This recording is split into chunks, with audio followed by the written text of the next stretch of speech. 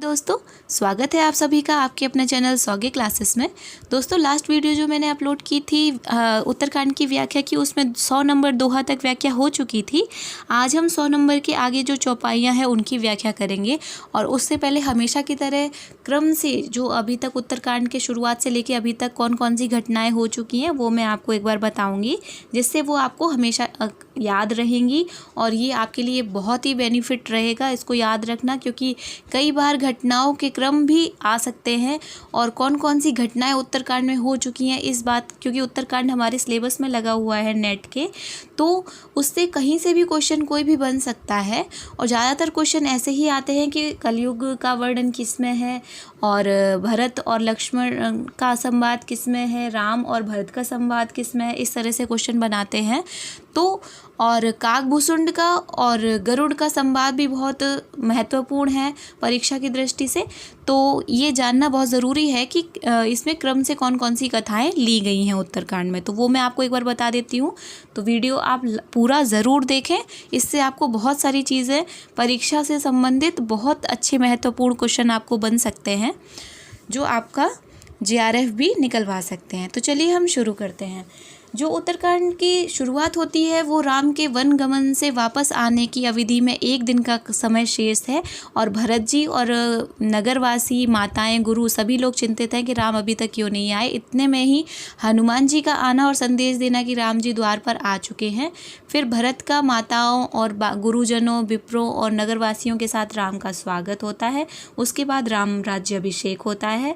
उसके बाद राम की स्तुति करने के लिए देवता आते हैं, वेद आते हैं, शिव जी आते हैं और उनकी स्तुति करके सभी लोग चले जाते हैं। मित्रों को 6 महीने रोकने के बाद राम जी सिर्फ हनुमान जी को अपने पास रोकते हैं, बाकी सभी को घर जाने की आज्ञा देते हैं और विदा देते हैं। फिर उपवन में सनकादिक और राम जी का सत्संग होता है। उनके जाने के बाद भरत और राम का संत और असंत के गुणों का वार्ता चलती है। और उनके फिर भरत जी के जाने मतलब इनके बात होने के बाद फिर राम जी अपने महल में जाते हैं और सभा का आयोजन करते हैं, जिसमें नगरवासियों, मुनि सभी को बुलाकर मुक्ति और भक्ति का मार्ग वो बताते हैं। और इसके उपरांत रथ आदि दान करते हैं राम जी, और फिर आम के बगीचे में विश्राम करते हैं। वहाँ पर नारद जी आकर उनकी कीर्ति का गान करते हैं और यहीं पर शिव जी जो है वो उमा के साथ कथा का समापन करते हैं और बोलते हैं कि अभी तक मैंने आपको पूरी कथा सुना दी है। वैसे तो ये कथा बहुत बड़ी है, लेकिन अभी यहाँ पर पूरी हो चुकी है। अब आप जिज्ञासा करिए कि अब आपको क्या जानना है। तब उमा उनसे पूछती हैं कि आप मुझे काकभूषुंड की कथा सुनाइए कि एक कौवे ने किस प्रकार राम की अविचल भक्ति प्राप्त की और किस प्रकार उनकी जो उन्होंने गुण अपने विकसित किए हैं माया मोह से रहित होने का, ये कैसे और किसके प्रभाव से विकसित किए। तो अब शिव जी वो कथा सुना रहे हैं उमा को, और उस कथा के अंदर भी गरुड़ मोह के वश होकर काकभूषुंड के पास पहुंचते हैं और काकभूषुंड जी उन्हें राम की पूरी कथा सुनाते हैं। फिर उसके बाद गरुड़ जी काकभूषुंड से पूछते हैं कि आपको ये अविचल भक्ति कैसे मिली, आप वो कथा मुझे सुनाइए। और आपका प्रभाव ही इतना है जो आपके क्षेत्र में आने से ही मोह का नाश हो जाता है, ये सारे गुण आपके पास कैसे विकसित हुए, वो कथा आप मुझे सुनाइए। तो यहाँ पर गरुड़ जी सुन रहे हैं और काकभूषुंड सुना रहे हैं कि मैंने किस प्रकार जन्म लिए बहुत सारे, और मैं पहले किस प्रकार अधर्म का पथ पर था और कैसे मैं ये राम की अविचल भक्ति मैंने प्राप्त की। तो वही कथा चल रही है, तो जिसमें अभी कलयुग का वर्णन कर रहे हैं काकभूषुंड जी कि मैंने जो पहला जन्म लिया वो एक मनुष्य के रूप में शूद्र जाति में लिया था और अयोध्या में लिया था। वहाँ मैं शिव की भक्ति करता था और मन से बहुत ही मलिन, और अपने कलयुग में कौन कौन से लक्षण थे वो सब बता रहे हैं। तो चलिए शुरू करते हैं। बहुधाम सवारहि धाम जति विषया हर लीन न रहे बरती तपसी धनवंत दरिद्र ग्रही कलि कौतुक तात न जात कही। सन्यासी बहुत धन लगाकर घर सजाते हैं, उनमें वैराग्य नहीं रहा, उसी विषयों ने हर लिया। तपस्वी धनवान हो गए और गृहस्थ दरिद्र हैं। कलयुग की लीला कुछ कही नहीं जाती। यहाँ पर कलयुग के गुण और अवगुण दोनों ही बता रहे हैं गरुड़ जी को काकभूषुंडी जी। कुलवंती निकारहि नार सती गृह आनहि चेरि निबेरी गति। सुन माँ नहीं मातु पिता तब लो अबुलानन दीख नहीं जब लो। कुलवती और सती स्त्री को पुरुष घर से निकाल देते हैं और अच्छी चाल को छोड़कर घर में दासी को ला रखते हैं। पुत्र अपने माता पिता को तभी तक मानते हैं जब तक स्त्री का मुंह नहीं दिखाई पड़ता। ससुरारे प्यारी लगी जब तय रिपुरूप कुटुंब भये तब तय नृप पाप परायण धर्म नहीं करि दंड विडम्ब प्रजा नित्य। जब से ससुराल प्यारी लगने लगी तब से कुटुंबी शत्रु के रूप हो गए। राजा लोग पाप परायण हो गए, उनमें धर्म नहीं रहा। वे प्रजा को नित्य ही बिना अपराध दंड देकर उनकी विडम्बना दुर्दशा किया करते हैं। धनवंत कुलीन मलिन अपि द्विज चिन्ह जनेऊ उधार तपि नहीं मान पुराण वेद ही जो हरि सेवक संत सही कलिसो। धनी लोग मलिन नीच जाति के होने पर भी कुलीन माने जाते हैं। द्विज का चिन्ह जनेऊ मात्र रह गया है और नंगे बदन रहना ही तपस्वी का गुण माना जाने लगा है। जो वेदों और पुराणों को नहीं मानते, कलयुग में वे ही हरिभक्त और सच्चे संत कहलाते हैं। कवि वृंद उदार गुनी न सुनी गुनी दूषक व्रात न कोपि गुनी कली बार ही बार दुकाल परे बिनु अन्न दुखी सब लोग मरे। कवियों के झुंड हो गए हैं पर दुनिया उदार कवियों को आश्रयदाता सुनाई नहीं पड़ता। गुण दोष लगाने वाले बहुत हैं पर गुणी कोई भी नहीं। कलयुग में बार बार अकाल पड़ते हैं, अन्न के बिना सब लोग दुखी होकर मरते हैं। सुनु खगेश कली कपट हठ दम्भ द्वेष पाषंड मान मोह मारादि मद व्यापी रहे ब्रह्मांड। हे पक्षीराज गरुड़ जी सुनिए, कलयुग में कपट हट दुराग्रह दंभ द्वेष पाखंड मान मोह और काम आदि अर्थात काम क्रोध और लोभ मद ब्रह्मांड में भर में व्याप्त हो गए, छा गए। तामस धर्म करहि नर जप तप व्रत मख दान देव नवर सही धरनि भय ना जामहि धान। मनुष्य जब तप यज्ञ व्रत और दान आदि धर्म तामसी भाव से करने लगे, देवता इंद्र पृथ्वी पर जल नहीं बरसाते, बोया हुआ अन्न उगता नहीं। अबला कछ भूषण भूरी क्षुधा धनहीन दुखी ममता वहुदा सुख चाहि मूढ़ न धर्म रता मति थोरी कठोर न कोमलता। स्त्रियों के बाल ही भूषण हैं, उनके सिर पर कोई आभूषण नहीं रह गया, उनके शरीर पर कोई आभूषण नहीं रह गया और उनको भूख बहुत लगती है अर्थात वे सदा अतृप्त ही रहती हैं।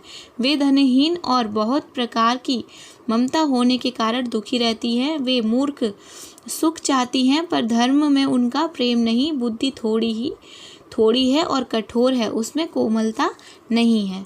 नर पीड़ित रोग न भोग कहीं अभिमान विरोध अकार नहीं लघु जीवन संब तु पंत दशा कल्पांत नास गुमानु असा। मनुष्य रोगों से पीड़ित भोग सुख कहीं नहीं है, बिना ही कारण के अभिमान और विरोध करते हैं। 10-5 वर्ष का थोड़ा सा ही जीवन है परंतु घमंड ऐसा है मानो कल्पांत प्रलय होने पर भी उनका नाश नहीं होगा। कलिकाल विहाल किए मनुजा नहीं मानत क्यों अनुजा तनुजा नहीं तोष विचार न शीतलता सब जाति को जाति भय मगता। कलिकाल ने मनुष्य को बेहाल अस्त व्यस्त कर डाला, कोई बहन बेटी का भी विचार नहीं करता। लोगों में न संतोष है, न विवेक है और न शीतलता है। जाति कुजाति सभी लोग भीख मांगने वाले हो गए हैं। ईर्षा परुषा छर लोलुपता भरी पूरी रही समता विगता सब लोग वियोग विशोक है वर्णाश्रम धर्म आचार गए।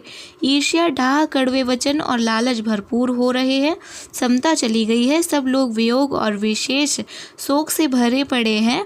वर्णाश्रम धर्म के आचरण नष्ट हो गए हैं। दमदान दया नहीं जान पनी जड़ता परवंचन ताति घनी तनु पोषक नारी नरा सगरे पर निंदक जे जग मोह बगरे। इंद्रियों का दमन दान क्षमा और समझदारी किसी में नहीं रही। मूर्खता और दूसरों को ठगना यह बहुत अधिक बढ़ गया। स्त्री पुरुष सभी शरीर के पालन पोषण में लगे रहते हैं। जो पराई निंदा करने वाले हैं जगत में वे ही फैले हैं। सुनु व्यालरी काली कली मल अवगुण आगार गुण गुणऊ बहुत कलु जुग कर विनु प्रयास निस्तार। हे सर्पों के शत्रु गरुड़ जी सुनिए, कलिकाल पाप और अवगुणों का घर है, किंतु कलयुग में एक गुण भी बड़ा है जिसमें उसमें बिना ही परिश्रम भव बंधन से छुटकारा मिल जाता है। कृतयुग त्रेता द्वापर पूजा मख अरु जोग, जो गति होई सो काली हरि नाम ते पावहि लोग। सतयुग त्रेता और द्वापर में जो गति पूजा यज्ञ और योग से प्राप्त होती है वही गति कलयुग में केवल भगवान के नाम से पा जाते हैं। कृतयुग सब जोग विज्ञानी हरि करी हर ध्यान तरहि भव प्राणी, त्रेता विविध यज्ञ नर करहि प्रभु ही समर्पी कर्म भव तरहि। सतयुग में सब योगी और विज्ञानी होते हैं, हरि का ध्यान करके सब प्राणी भवसागर से तर जाते हैं। त्रेता में मनुष्य अनेक प्रकार से यज्ञ करते हैं और सब कर्मों को प्रभु के समर्पण करके भवसागर से पार हो जाते हैं। द्वापर करी रघुपति पद पूजा नर भव तरहि, उपाय न दूजा कल जुग केवल हरि गुण गाहा गावत ना पावै भव ठाहा। द्वापर में श्री रघुनाथ जी के चरणों की पूजा करके मनुष्य संसार से तर जाते हैं, दूसरा कोई उपाय नहीं है। और कलयुग में तो केवल श्री हरि का गुण गाथाओं का गान करने से ही मनुष्य भवसागर की थाह पा जाते हैं। कल जुग जोग न यज्ञ न ज्ञान, एक आधार राम गुण गाना। सब भरोस तजी जो भज राम ही, प्रेम समेत गाव गुण ग्राम ही। कलयुग में न तो योग और यज्ञ है न ज्ञान है, श्री राम जी का गुणगान ही एकमात्र आधार है। तब सारे भरोसे त्याग कर जो श्री राम जी को भजता है और प्रेम सहित उनके गुणों को समूह को गाता है, सोई भव तर कछु संशय नाही, नाम प्रताप प्रकट कलि माही। कलिकर एक पुनीत प्रतापा, मानस पुण्य हो ही नहीं पापा। वही भवसागर तर जाते हैं जिसमें कुछ भी संदेह नहीं। नाम का प्रताप कलयुग में प्रत्यक्ष है। कलयुग का एक पवित्र प्रताप महिमा है कि मानसिक पुण्य तो होते हैं पर मानसिक पाप नहीं होते। कलयुग समयुग आन नहीं, जो नर कर विश्वास, जाय राम गुण गण विमल भवतर विनहि प्रयास। यदि मनुष्य विश्वास करे तो कलयुग के समान दूसरा युग नहीं है, क्योंकि इस युग में श्री राम जी के निर्मल गुण समूहों को गा गाकर मनुष्य बिना ही परिश्रम संसार रूपी समुद्र से तर जाता है। प्रकट चार पद धर्म के, कलि महु एक प्रधान, जेन केन विधि दीन है, दान करहि कल्याण। धर्म के चार चरण है, सत्य, दया, तप और दान प्रसिद्ध है, जिनमें से कली में एक दान रूपी चरण ही प्रधान है, जिस किसी प्रकार से भी दिए जाने वाले दान का कल्याण ही करता है। नित जुग धर्म हो ही सब के रे, हृदय राम माया के प्रेरे। शुद्ध सत्व समता विज्ञाना, कृत प्रभाव प्रसन्न मन जाना। श्री राम जी की माया से प्रेरित होकर सबके हृदय में सभी युगों के धर्म नित्य होते रहते हैं। शुद्ध सत्वगुण समता विज्ञान और मन का प्रसन्न होना, इस सद्गुण का प्रभाव जाने। सत्व बहुत रज कछु रति कर्मा, सब विधि सुख त्रेता कर धर्मा। बहु रज स्वल्प सत्व कछु तामस, द्वापर धर्म हर्ष भय मानस। सत्वगुण अधिक हो, कुछ रजोगुण हो, कर्मों में प्रीति हो, सब प्रकार से सुख ही यह त्रेता का धर्म है। रजोगुण बहुत हो, सत्वगुण बहुत ही थोड़ा हो, कुछ तमोगुण हो, मन में हर्ष और भय हो, यह द्वापर का धर्म है। यहाँ पर दोस्तों तीन युग बताए हैं, उन सब के गुण बताए हैं और विशेषताएं बताई हैं। तामस बहुत रजोगुण थोरा, कलि प्रभाव विरोध चहु ओरा। बुध जुग धर्म जान मन माही, तजी अधर्म रति धर्म कराही। तमोगुण बहुत हो, रजोगुण थोड़ा हो, चारों ओर वैर विरोध हो, यह कलयुग का प्रभाव है। पंडित लोग युगों के धर्म को मन में जान के पहचान कर अधर्म छोड़कर धर्म में प्रीति करते हैं। काल धर्म नहीं व्यापहि ताहि, रघुपति चरण प्रीत अति जाहि। नटकृत विकट कपट खगराया, नट सेव कहीं न व्यापहि माया। जिसका श्री रघुनाथ जी के चरणों में अत्यंत प्रेम है उसको काल धर्मयुग नहीं व्यापते। हे पक्षीराज, नट बाजीगर किया हुआ कपट चरित्र इंद्रजाल देखने वाले के लिए बड़ा विकट दुर्गम होता है, पर नट स्वयं जम्बूरे को उसकी माया नहीं व्यापती। हरि माया कृष्ण दोष गुण बिनु, हरि भजन न जाहि। भजिए राम तजी काम सब अस विचार मन माहि। श्री हरि की माया के द्वारा रचे हुए दोष और गुण श्री हरि के भजन बिना नहीं जाते। मन में ऐसा विचार कर सब कामनाओं को छोड़कर निष्काम भाव से श्री राम जी का भजन करना चाहिए। तेहि कलिकाल वरस बहु, बसेउ अवध विहगेश।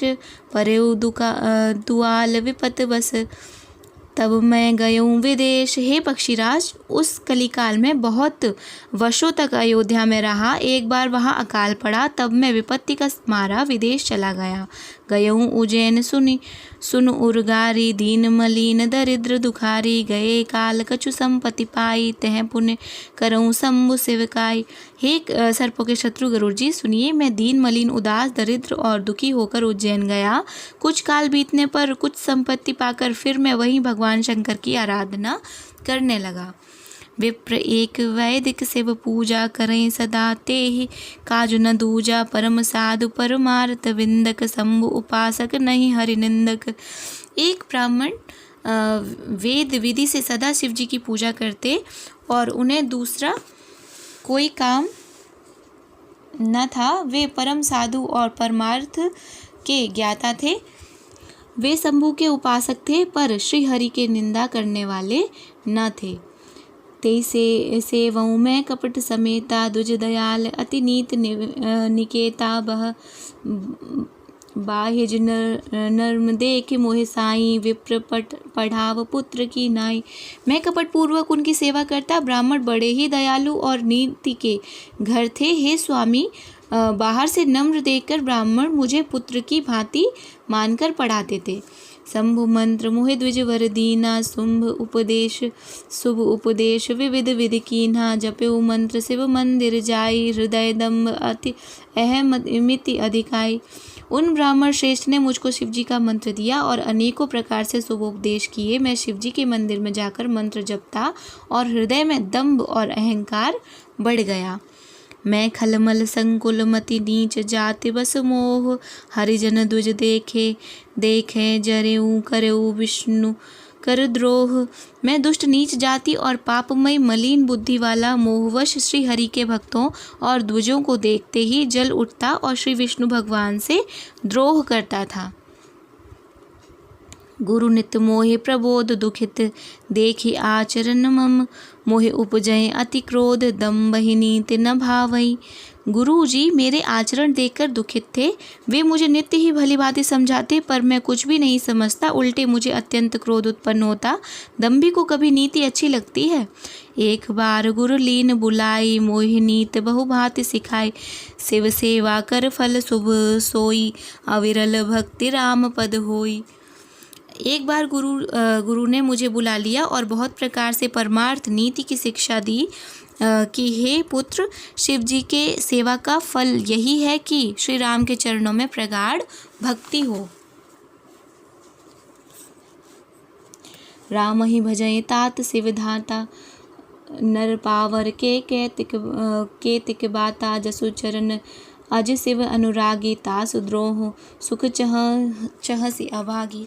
हे तात, शिवजी और ब्रह्मा जी भी राम जी को भजते हैं। फिर बीच मनुष्य की तो बात ही कितनी है। ब्रह्मा जी और शिव जी जिनके चरण के प्रेमी हैं, अरे अभागे, उनके द्रोह करके तू सुख चाहता है। हर कहूँ हरि सेवक गुरु कहऊ, सुन खगनाथ हृदय मम। दहेऊ अधम जाति में विद्या पाए, भयऊ जथा अहि दूध पियाए। गुरु जी ने शिव जी को हरि का सेवक कहा। यह सुनकर मैं पक्षीराज, मेरा हृदय जल उठा। नीच जाति में विद्या पाकर ऐसा हो गया जैसे दूध पिलाने से सांप हो जाता है। मानि कुटिल को भाग्य को जाति, गुरु कर द्रोह करऊँ दिन राति। अति दयाल गुरु स्वल्प न क्रोधा, पुनि पुनि मोह सिखाव सुबोधा। अभिमान, कुटिल, दुर्भाग्य और कुजाति में दिन रात गुरुजी से द्रोह करता। गुरुजी अत्यंत दयालु थे, उनको थोड़ा भी क्रोध नहीं आता। मेरे द्रोह करने पर वे बार बार मुझे उत्तम ज्ञान की शिक्षा देते। जेहिते नीच बढ़ाई पावा, सो प्रथमय हति ताहि नसावा। धूम अनल संभव सुनु भाई, ते बुझाव धन पदवी पाई।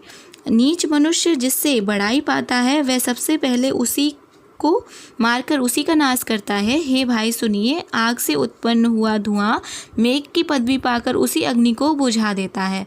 रजमग परि निरादर रहई, सब कर पद प्रहार नित सहई। मारुत ओढ़ाव प्रथम ते भरई, पुनि नृप नयन किरीट न परही। धूल रास्ते में निरादर से पड़ी रहती है और सदा सब राह पर चलने वाले के लातों की मार सहती है, पर जब पवन उसे उड़ाता ऊंचा उठाता है तो सबसे पहले वह उसी को पवन को ही भर देती है और फिर राजाओं के नेत्रों में किरीटों मुकुटों में पड़ती है।